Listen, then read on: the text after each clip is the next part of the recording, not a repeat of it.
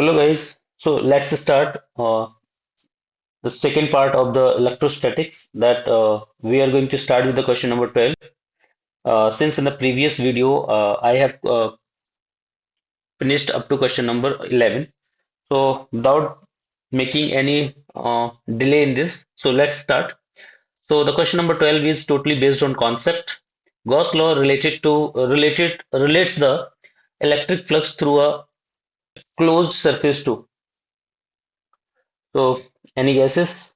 You please use your brain until I'm going to tell you. If you remember something about the Gauss law, so I'm just going to write here Gauss law. That was what? Electric flux through any closed surface that is equal to Q by epsilon naught. Where Q what? Charge enclosed. It means we are talking about the charge enclosed. Okay. So, how much charge was the enclosed? That depends on the situation. So, let's say here that is a closed figure, and in this closed figure, let's say this is Q, this is Q, and this is Q. So what we can say that flux is 3Q by epsilon naught. Correct? So actually what is enclosed in this figure? So simply we can say that is the charge. So not the mass inside the surface, no, this is incorrect.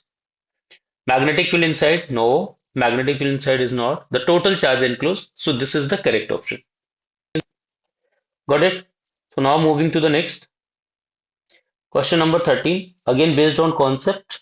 So the electric field inside a conductor in electrostatic equilibrium is. तो simply if you remember the electrostatics NCERT में given है 5-6 point given है. अगर उनको पढ़ोगे तो समझ में आएगा कि कंडक्टर में इक्विलिब्रियम की सिचुएशन में इनसाइड द फील्ड कंडक्टर में कितना आता है जीरो. अब यहीं से एक चीज और निकल के आती थी.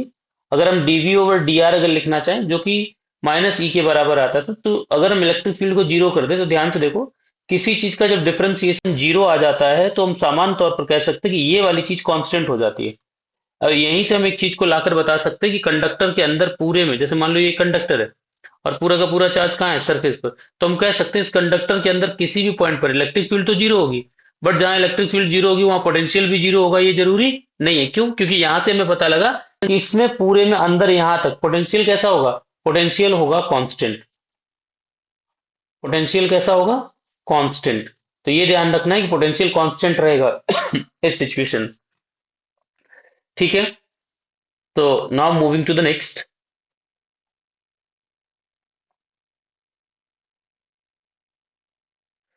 Question number 14, that is based on fact, the formula for electrostatic potential. So simply we understand that potential is what? So potential that you study, that potential is, let me choose one color.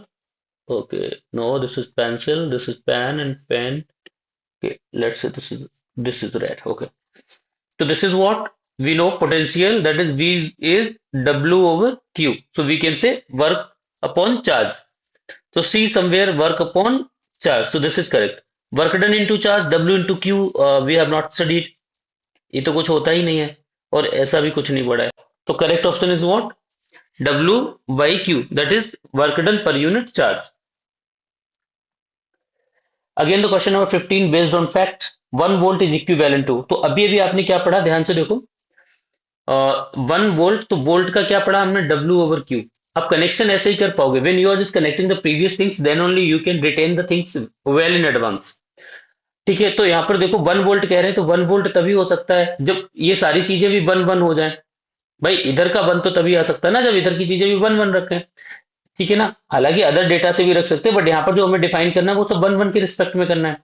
तो unity से ही define करेंगे. तो ठीक है ना. तो यहाँ पर क्या हो जाएगा, 1 जूल वर्क हो रहा है 1 कूलम चार्ज को मूव कराने में, तो कह सकते हैं कि 1 वोल्ट है. तो देख लो ध्यान से, 1 जूल 1 कूलम, तो दिस इज द करेक्ट.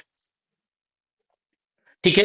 अब 1 न्यूटन पर कूलम की अगर बात करेंगे तो ये क्या होता है, इलेक्ट्रिक फील्ड का कॉन्सेप्ट आता है एफ बाई क्यू से.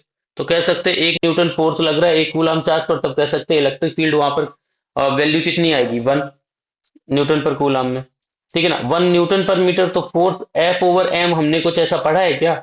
If you remember something, F over M में कुछ अगर पढ़ा है तो मुझे तो नहीं याद आ रहा है. मतलब फोर्स ओवर डिस्टेंस, क्योंकि मीटर लिया गया तो डिस्टेंस लेंगे यहाँ पर. तो ध्यान से देखो डिस्टेंस, तो force over distance, force into distance जरूर हमने पढ़ रखा है. तो that is what work done. तो ये तो फिर नहीं है, तो अपन का करेक्ट जो ऑप्शन रहेगा वो क्या रहेगा, जूल पर कूलम। चलेगा, ठीक है। तो moving to the next, again based on concept, the work done in moving a unit positive test charge over a closed path in an electric field। अब ध्यान से देखो, अगर इलेक्ट्रिक फील्ड कंजर्वेटिव है तो कंजर्वेटिव में हमेशा याद रहे, कंजर्वेटिव में क्लोज पाथ में किया गया वर्क डन हमेशा क्या रहता है, जीरो।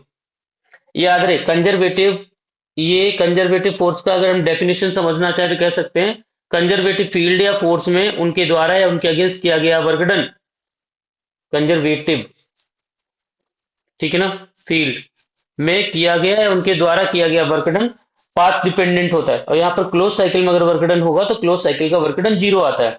तो याद रहे, सो दिस इज जीरो।